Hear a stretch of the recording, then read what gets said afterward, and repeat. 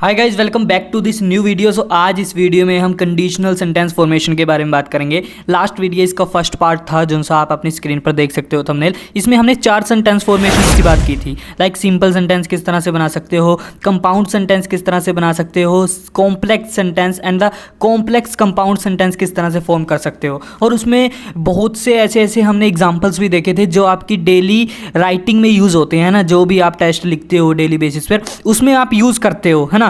तो उस तरह से ही ये हमारा 5th सेंटेंस फॉर्मेशन है। और ऐसी वीडियो आपको कहीं और नहीं मिलेगी, क्योंकि यहाँ जो भी सेंटेंस फॉर्मेशन के एग्जाम्पल्स हैं वो मैंने खुद ही बनाए हैं, जो मैं यूज़ किया करता था और किस तरह से आप कर सकते हो। चैनल का मतलब सिर्फ एक ही है कि लाइक जब मैं अपनी आइल्स कर रहा था तो उस टाइम पे इतना कंटेंट अवेलेबल नहीं था और इस तरह से कोई भी टीच नहीं करता था सेंटेंस फॉर्मेशन आपको किस तरह से लिखनी है, किस तरह से सेंटेंस फॉर्मेशन के एग्जाम्पल्स। तो इसलिए मैंने सोचा कि और कोई इस तरह की प्रॉब्लम फेस ना करे, इसलिए आपके लिए ये वीडियो लेके आया हूँ जिसमें हम कंडीशनल सेंटेंस फॉर्मेशन की बात करेंगे। पहली 4 फॉर्मेशन हम देख चुके हैं, अगर आपने अब तक नहीं देखे तो जाके देख सकते हो। अगर नहीं भी देखना चाहते हो, आपकी सेंटेंस फॉर्मेशन क्लियर है, तो हम कंडीशनल सेंटेंस फॉर्मेशन ये आपकी वेरिएशन ऐड करेगी आपके किसमें, आपकी राइटिंग टास्क 2 में। बिना टाइम वेस्ट करे हम अपने वीडियो पे चलते हैं और देखते हैं किस तरह से समझने की कोशिश करते हैं। एक्चुअली जो कंडीशनल सेंटेंस फॉर्मेशन होती हैं वो हमारी 4 टाइप की होती हैं, type 0, type 1, type 2 and type 3। ये 4 फॉर्मेशंस बहुत इंपॉर्टेंट है। Second one is the more important, और जो फर्स्ट मतलब आप स्पीकिंग में भी आपकी यूज़ कर सकते हो।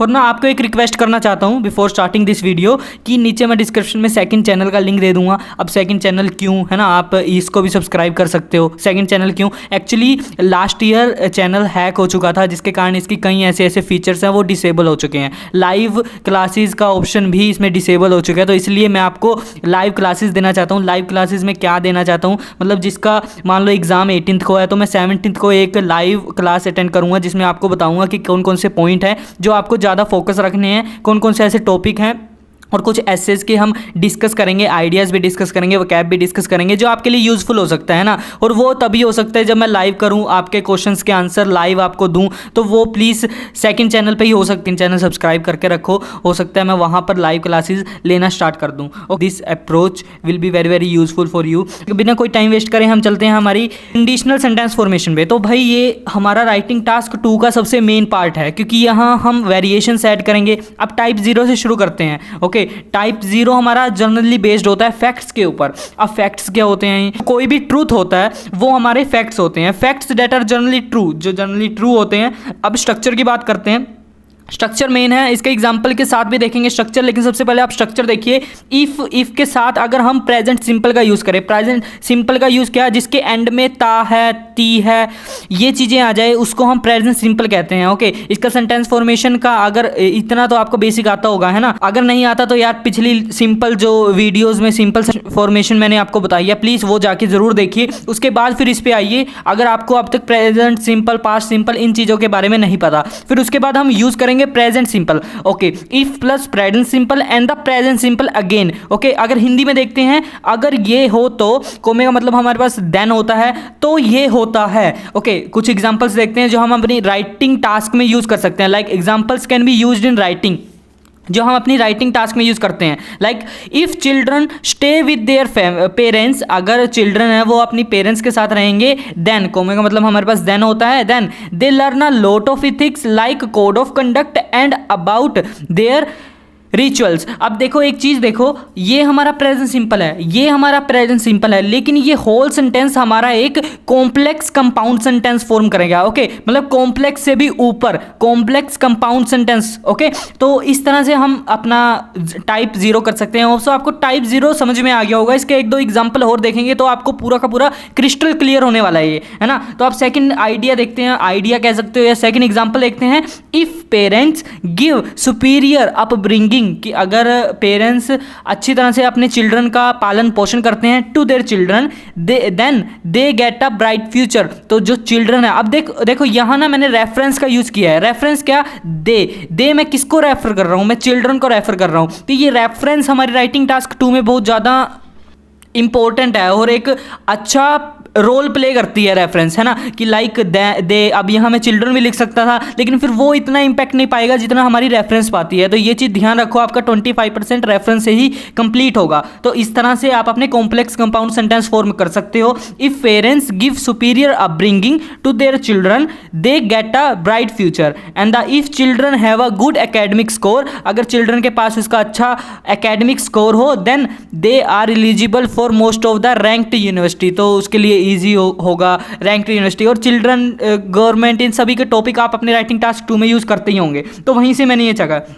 अब यहाँ एक चीज़ और आपको बताना चाहता हूँ, अगर ऐसा हो कि हमने कहीं ना इंटेरोगेटिव सेंटेंस यूज़ करना हो, लाइक नेगेटिव सेंटेंस यूज़ करना हो, okay, like if children have not a good academic score, अगर चिल्ड्रन के पास गुड एकेडमिक स्कोर ना हो, then they are not eligible for most of the ranked university. अब यहाँ नोट का ज़्यादा यूज़ हुआ ना, आपको सेंटेंस समझ में आया ना, मैंने यहाँ लिखा नहीं क्योंकि मैं बताना चाहता था इफ़ चिल्ड्रन इज़, तो आप क्या करना है, ध्यान से सुनो, अब हम यूज़ करेंगे अनलेस का। अब if children note, children have note, have sorry, if और नोट को काट के हम क्या यूज़ करेंगे, unless. Unless children stay with their parents, जब तक, इसका मतलब होता है जब तक चिल्ड्रन अपने पेरेंट्स के साथ नहीं रहेगा तब तक, देन का मतलब है यहाँ बदल गया है, कोमे का मतलब होगा तब तक, they do not learn essential ethics, तब तक वो इंपॉर्टेंट जो रिचुअल्स है, एथिक्स है, वो नहीं सीख पाएगा। ओके, होप सो आपको टाइप 0 अच्छी तरह से समझ में आया होगा। और अगर फिर भी कुछ भी प्रॉब्लम है तो DM कर सकते हो, इंस्टाग्राम पे, टेलीग्राम पे कर सकते हो। सभी नोट्स आपको टेलीग्राम और इंस्टाग्राम पे मिल ही जाएंगे, और नीचे डिस्क्रिप्शन में आप देख लेना एक बार, कुछ इंपॉर्टेंट आपके लिए होगा। एंड कमेंट ज़रूर करना अगर कुछ भी अच्छा लगा हो या कुछ भी बुरा लगा हो, मैं उसको इम्प्रूव करने की कोशिश करूँगा। ओके, तो टाइप 0 आपको समझ में आ गया, that one is very important for अस।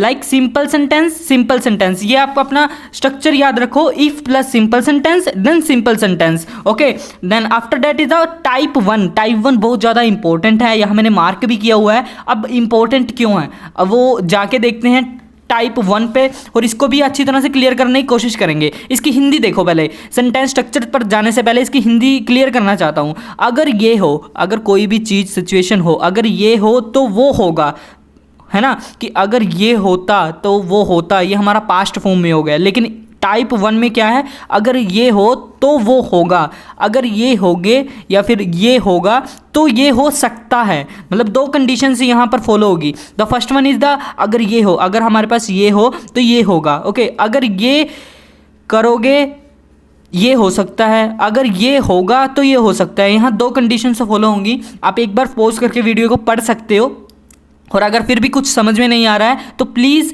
मुझे बताओ, कमेंट करके बताओ, इंस्टा पे DM करके पूछ सकते हो, मैं आपकी सोल्व करूँगा प्रॉब्लम जो भी होगी। अब इसका स्ट्रक्चर देखते हैं, देखो इफ़, और बाद में एक चीज़ और कि एग्जांपल के साथ आपका सब कुछ क्लियर हो जाएगा अपने आप ही, है ना, थोड़ा सा पेशेंस रखो। इफ़ प्लस प्रेजेंट सिंपल, यहाँ भी प्रेजेंट सिंपल। अब प्रेजेंट सिंपल अगेन नहीं यूज़ करना है, 0 में क्या किया था, present simple and the present simple. अब यहाँ हम प्रेजेंट सिंपल का तो यूज़ करेंगे, लेकिन साथ में हम किसका यूज़ करेंगे, मोडाल्स का यूज़ करेंगे, subject plus modals plus object, ये सेंटेंस फॉर्मेशन का यूज़ करेंगे। अब इसके साथ साथ आप ज़्यादा से ज़्यादा सेंटेंस फॉर्मेशन बना के आप कमेंट कर सकते हो, मैं वहाँ भी ज़रूर चेक करूँगा आपकी सेंटेंस फॉर्मेशन, क्या आप ठीक फॉर्म कर रहे हो या नहीं कर रहे हो।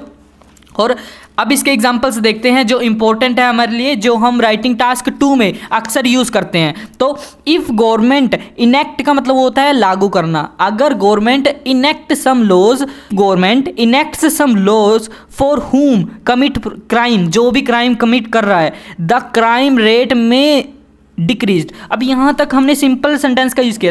सिंपल सेंटेंस का हमारे पास फॉर्मूला क्या होता है, सब्जेक्ट, हमारे पास सब्जेक्ट प्लूरल है तो हमारे वर्ब के साथ एस या ईएस नहीं लगेगा, लेकिन अगर हमारे पास एस है जो वो सिंगुलर है तो हमारे पास वर्ब के साथ एस या ईएस लगेगा। ओके, यहाँ हमारे पास सब्जेक्ट है वो गवर्नमेंट है, एक सिंगुलर वर्ड है तो वर्ब के साथ हम एस या ईएस का यूज़ करेंगे, प्लस उसके साथ ऑब्जेक्ट का यूज़ करेंगे। तो ये हमारा प्रेजेंट सिंपल का सेंटेंस का फॉर्मेशन है। और उसके बाद अगर हमने मोडाल का यूज़ करना है तो ये हमारी मोडाल की पूरी फॉर्मेशन होगी, सब्जेक्ट प्लस विल में माइट का यूज कर सकते हो प्लस ऑब्जेक्ट। होप सो आपको ये क्लियर होगा। एक और एग्जांपल देखते हैं, इससे आपको क्रिस्टल क्लियर होने वाला है। इफ पेरेंट्स गिव अ, अब यहाँ प्लूरल है तो इसमें एस या ईएस का यूज नहीं हुआ, ये सिंपल सेंटेंस का हमारी फॉर्मेशन होती है। If parents give a enough time to their children, अगर पेरेंट्स अपने चिल्ड्रन को इनफ टाइम देंगे, they will not involve in any negative peer pressure. Negative peer pressure क्या होता है? अच्छा आइडिया, आप अपने राइटिंग टास्क 2 में यूज कर सकते हो। जो मतलब नेगेटिव गलत संगत होती है उसमें नहीं फंसेंगे, है ना, इन्वॉल्व नहीं होंगे उसमें। तो एक बार दोबारा ये एग्जाम्पल पढ़ता हूँ। If children give a enough time to their children, अगर पेरेंट्स अपने बच्चे को प्रॉपर टाइम देंगे, they will not involve in any, तो ये नहीं होगा, है ना। तो अब आपको मीनिंग समझ में आया कि अगर ये हो तो ये नहीं होगा या ये होगा, है ना।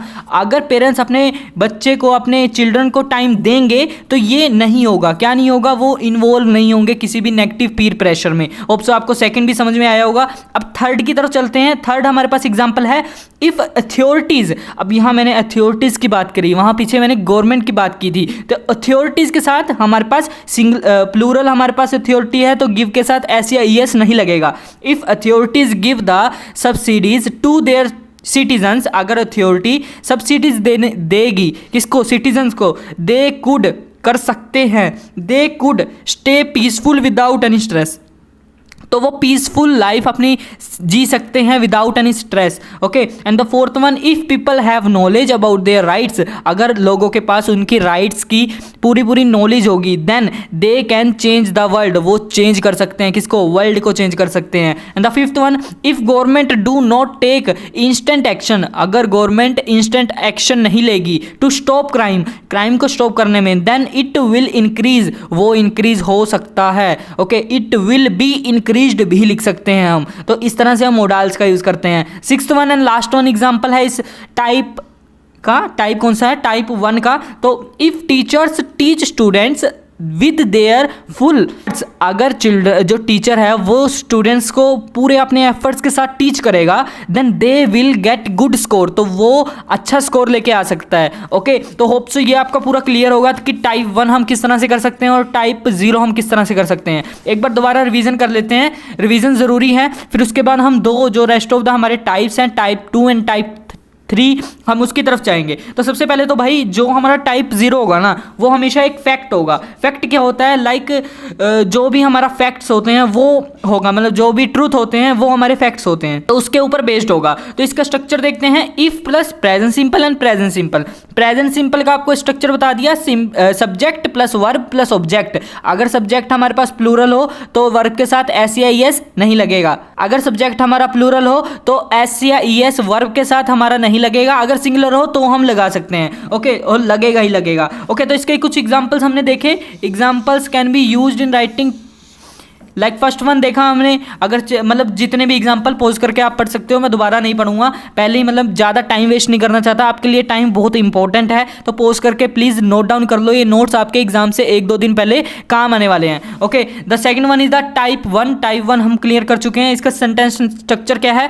If plus present simple and the modal. Modal की फॉर्मेशन यूज करेंगे, subject plus will, may, might, ये हमारे मोडाल होते हैं, प्लस ऑब्जेक्ट। कैन, कुड भी आप यूज कर सकते हो, जितने भी मोडाल हैं यहाँ, है ना, हमारे पास। तो इस तरह से हम टाइप 1 करेंगे। अब टाइप 3 की तरफ चलते हैं। सॉरी 3 टाइप, यस टाइप 2 मतलब कि थर्ड टाइप, मतलब टाइप 2 की तरफ चलते हैं और देखते हैं टाइप 2 में हम कैसे कैसे फॉर्मेशन यूज करने वाले हैं। ये टाइप 2 हमारे ध्यान से देखने वाला और सुनने वाला है, क्योंकि ये ना हाइपोथेटिकल कंडीशन है हमारी सेंटेंस फॉर्मेशन में। हाइपोथेटिकल कंडीशन क्या होती है? अभी जो ना चेंज हो ही नहीं सकती, मतलब जो हो गया वो हो गया। अगर ये होता तो वो हो जाता, कि ये हमारा पास्ट में है। अब यहाँ हम पास्ट की बात करेंगे, लेकिन ना ज़्यादातर मैंने कहा देखा है हमने कि हम सेंटेंस में राइटिंग टास्क 2 में पास्ट की यूज़ तो करते ही नहीं। हम पास्ट का यूज़ करते हैं, किस में करते हैं? एग्जाम्पल में करते हैं, जब हम सर्वेज देते हैं, जब हम रिसर्च देते हैं, कुछ भी एग्जाम्पलीफाई करते हैं, कोई भी एक अपना एग्जाम्पल, तो हम इसका यूज़ कर सकते हैं। और अदरवाइज आप स्पीकिंग में तो अपना यूज़ कर ही सकते हो।